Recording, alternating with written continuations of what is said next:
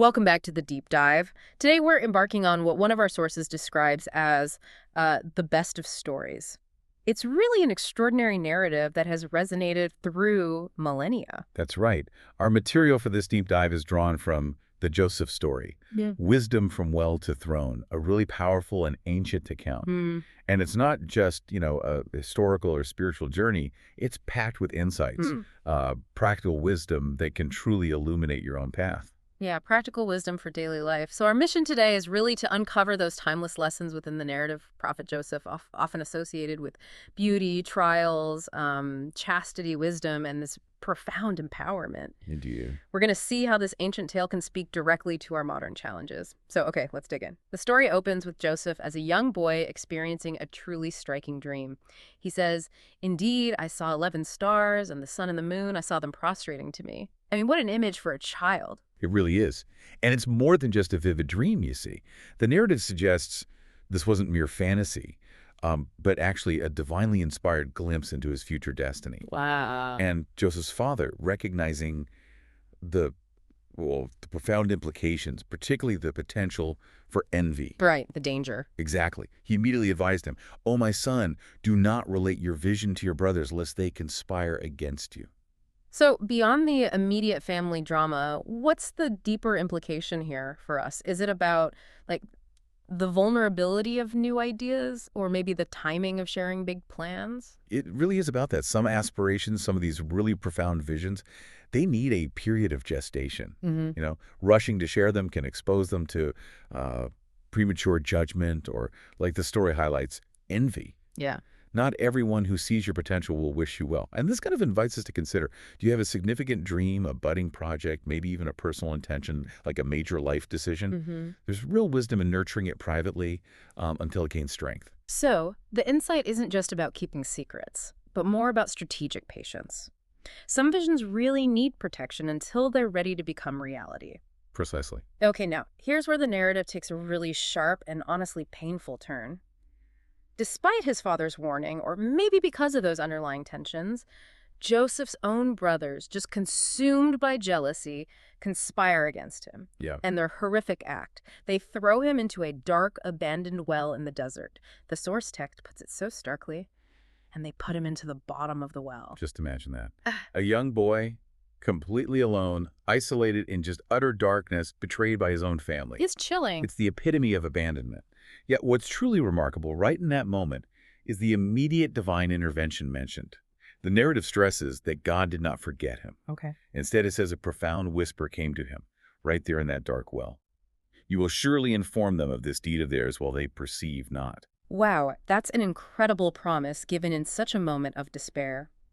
For anyone listening who might have faced, similar deep betrayals or felt abandoned by those closest, this part must hit hard. Absolutely. Yeah. If you've ever been unjustly dismissed from a place you thought was safe, or felt that sting of betrayal from people you trusted implicitly, Hmm.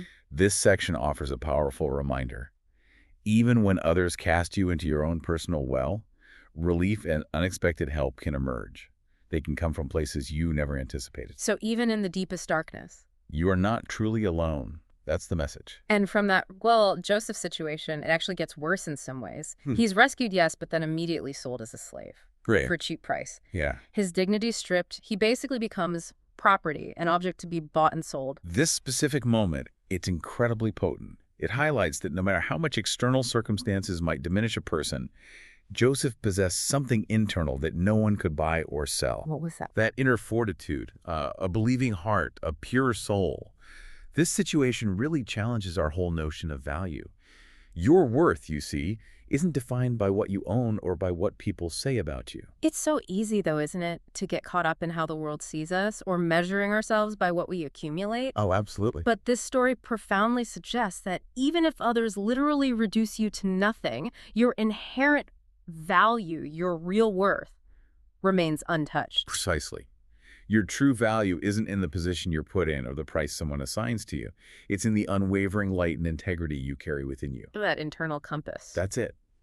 And that's something no circumstance can truly extinguish. So Joseph's journey continues, full of these twists. He finds himself in a powerful Egyptian household. He's a slave, a stranger, a young man trying to navigate new surroundings. And then his mistress directly tempts him. A very difficult situation. And he actively resists. He declares, I seek refuge in God. Yet, despite this unwavering purity, this integrity, he finds himself unjustly thrown into prison. And this is such a critical point. It poses a really challenging question for all of us, doesn't it? Have you ever stood firm against temptation, upheld your principles, only to find yourself somehow penalized for that very integrity? It happens. It does. And the story of Joseph vividly shows that sometimes your commitment to what's right can, paradoxically, lead to hardship. People might punish you for your purity. That's a bitter pill to swallow, that doing the right thing doesn't always mean applause or reward. Sometimes it's the opposite. And this is where the lesson really deepens. The great temptation isn't just falling into sin, but maybe it's being wronged because of your purity. Right. And then in that injustice, maybe losing hope or abandoning your principles, the story urges this profound patience in those moments. It reminds us that perseverance, even when it leads to suffering, is never forgotten. So Joseph is in prison, a place literally designed for confinement, for crushing hope. Yet the narrative makes it clear he wasn't just another prisoner passively enduring. No, not at all. What's truly compelling here is how Joseph essentially transformed that oppressive prison into a kind of vibrant school. A school? How so? Well, he didn't just endure. He became an active presence, a source of guidance. He was interpreting dreams, teaching, uplifting those around him. He radiated his inner light even within those really severe constraints. That's incredibly powerful. For anyone listening who feels trapped by their circumstances, maybe surrounded by what feel like insurmountable limitations, this suggests that your inner spirit doesn't actually have to be imprisoned by the external walls around you. Exactly. Don't let your physical or circumstantial constraints shackle your soul or your potential. Wherever you find yourself, no matter how limiting it seems, try to infuse that space with your positive influence, with your light. Even if it feels like a prison. Even then. Especially then, perhaps. Okay, so after years enduring temptation, languishing in prison, Joseph's fortunes finally shift. He's released, he's honored, and ultimately elevated. He interprets the king's confusing dream, and then, remarkably, asks to be put in charge of the land's storehouses. He basically becomes a minister, a ruler. And this significant delay, stretching over years of really profound hardship. Yeah. It wasn't a sign of weakness or like divine oversight. No. When we look at the whole arc of the story, it becomes really clear it was a period of intense, unparalleled preparation. True empowerment, real responsibility. It rarely just arrives suddenly. It's often reserved for those who have cultivated immense patience, matured through adversity, and really proven their worth in that crucible of trials. So if you're striving for a big goal, maybe aiming for a position of greater responsibility, this story tells us not to rush the process. Maybe view the delays as training. That's the heart of it. Empowerment isn't just handed out, it's earned through this profound process of patience, inner growth, and demonstrating capability and integrity through every single challenge. The waiting is part of the making. I like that. Now, perhaps one of the most emotionally charged moments comes when Joseph finally stands face to face with his brothers again, the very ones who wronged him so terribly. They are just shocked, asking, "Are you indeed Joseph?" You can feel the tension. And his response, especially considering the years of suffering he endured directly because of them, it's nothing short of transcendent. He says, "No blame will be upon you today." Wow. No revenge. No revenge. He chose forgiveness. He embraced them, not just physically, but with this profound depth of forgiveness from his heart. And this scene, it really compels us to ask ourselves, doesn't it? What's that? If the person who deeply wronged you showed up one day, vulnerable, needing help, what would your response be? That's the ultimate test of power, maybe. Not how you wield it to dominate, but how you use it to heal.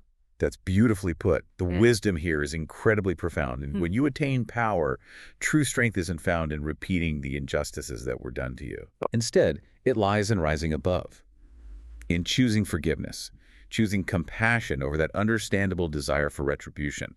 It's about breaking cycles of harm. Breaking the cycle. Okay. And finally, the extraordinary full circle is complete.